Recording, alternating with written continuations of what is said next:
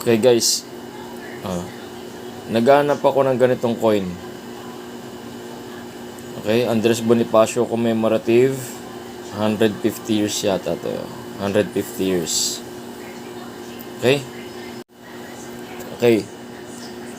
Paki-comments na lang kung sinong merong ganito, yung Andres Bonifacio.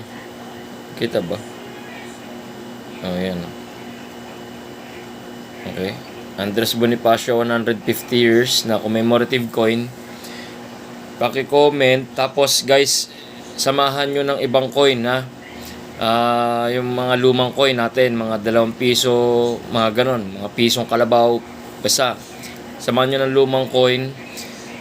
Tapos sana'y malinis guys ha. Sabi ko nga, kung napapanood nyo yung mga video ko, ayoko nung maitim na coin kasi nga for collection ko yun, hindi para itambak, for collection purposes ko yun.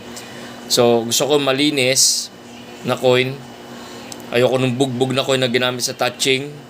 Okay? Gusto ko yung malinis na coin. Tapos itong Andres Bonifacio na commemorative.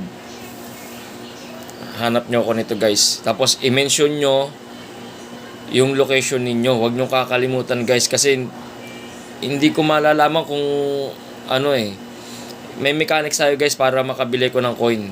Hindi yung post lang kayo ng post, PM lang kayo ng PM.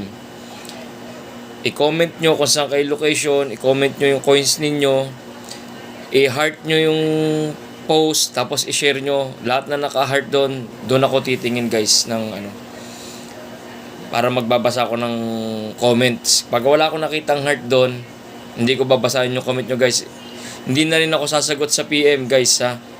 Kasi ang dami nagpi-PM guys sinabi ko sa i-comment na lang sa Facebook page simpleng instruction lang naman nyo para mabilis yung transaction. Okay? Andres Bonifacio na 150 years commemorative. Samahan nyo ng ibang coin.